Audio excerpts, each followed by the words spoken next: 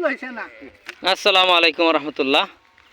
এই যে আপনারা দেখতে পাচ্ছেন আমরা তিত বেগুনের বীজ সংগ্রহ করতেছি।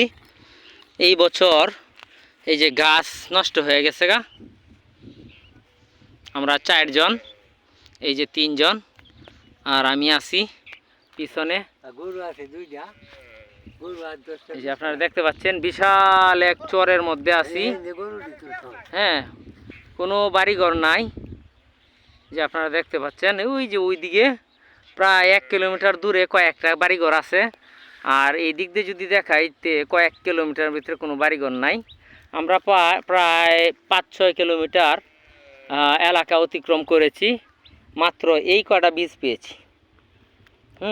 অন্য বছর আমরা আধা কিলো 1 কিলোর মধ্যে ঘুরলে 2 কেজির মতো বীজ পাই, কিন্তু এই বছর যা পাইছি থেকে 1 কেজি বীজও হবে না। তো কারণ হচ্ছে যে এই ট্রাক্টর দিয়ে এই গাছগুলির মধ্যে করে ফেলায়, হাল চাষ করে। হ্যাঁ, ট্রাক্টর মাইরে হাল চাষ করে গাছগুলি দমন করে। ওই যে দেখতে পাচ্ছেন এগুলি গাছে ভরপুর ছিল, কিন্তু এই ট্রাক্টর দিয়ে হাল চাষ করার ফলে গাছগুলি ব্যানিশ করে দিয়েছে। এই যে দেখেন গাছ নাই। এইদিকে তিত বেগুনের হাজার হাজার গাছ থাকতো, কিন্তু এই বছর আর গাছ নাই। এই যে কিছু গাছ আছে খুব ভালো না,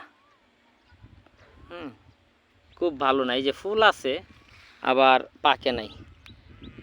তো যাই হোক, আমরা সংগ্রহ করার চেষ্টা করতেছি।